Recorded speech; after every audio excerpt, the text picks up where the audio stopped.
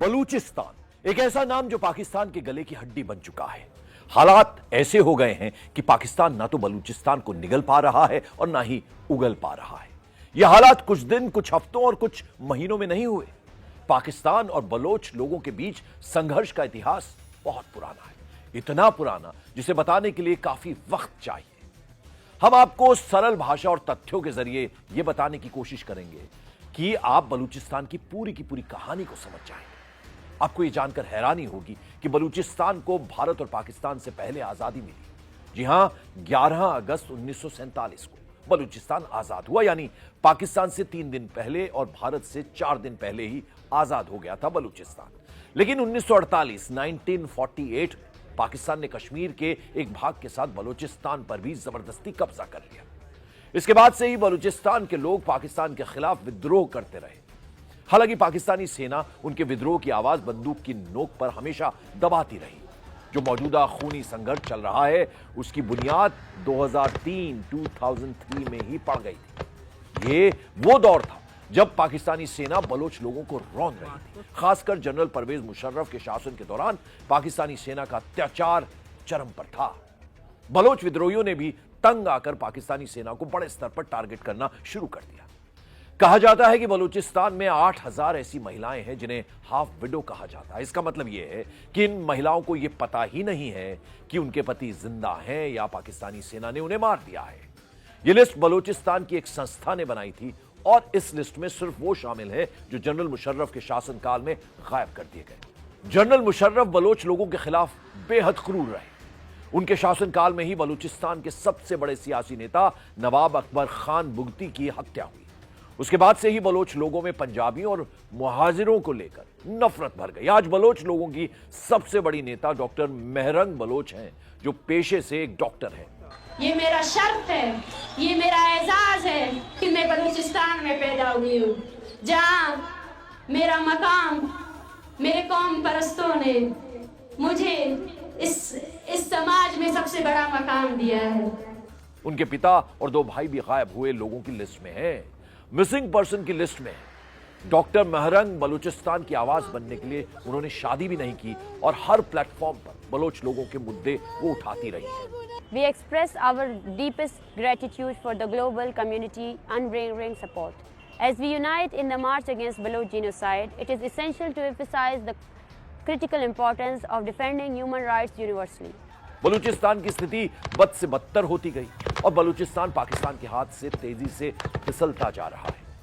अब तो BLA यानी बलोच लिबरेशन आर्मी और पाकिस्तानी सेना के बीच जंग सी ही छिड़ गई है। BLA की स्थापना साल 2000 में हुई थी और इसका एक ही मकसद बलूचिस्तान को पाकिस्तान से आजाद कराना।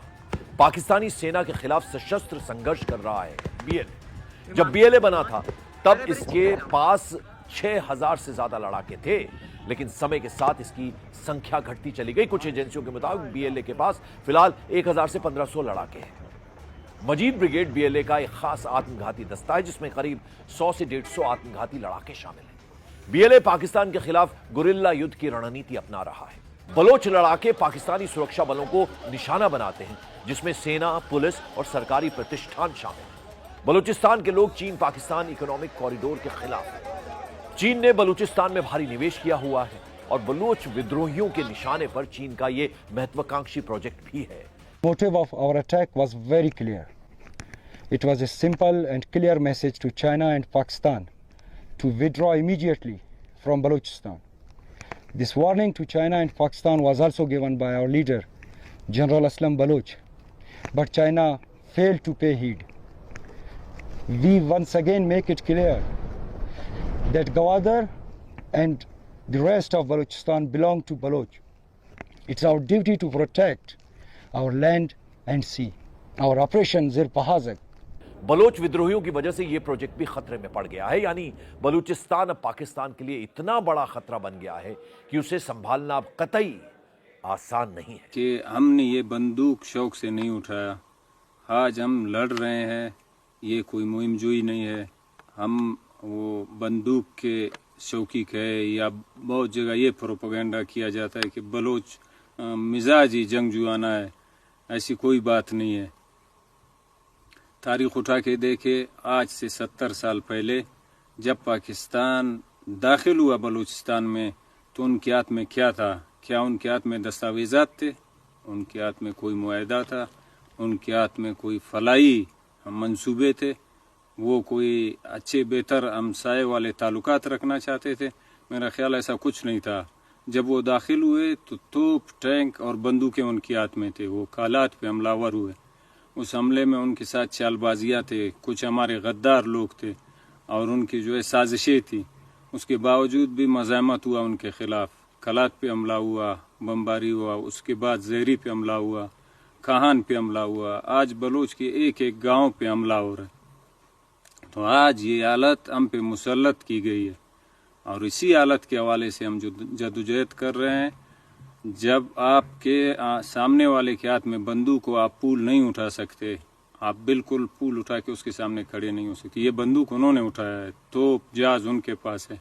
हम तो अपने दिफा कर रहे हैं, हम अपनी सरजमीन और कौम का दिफा कर रहे हैं और इस दिफा के लिए हम इस अज़म का अदा करते हैं कि हम आखिरियत तक जाने के लिए तैयार हैं।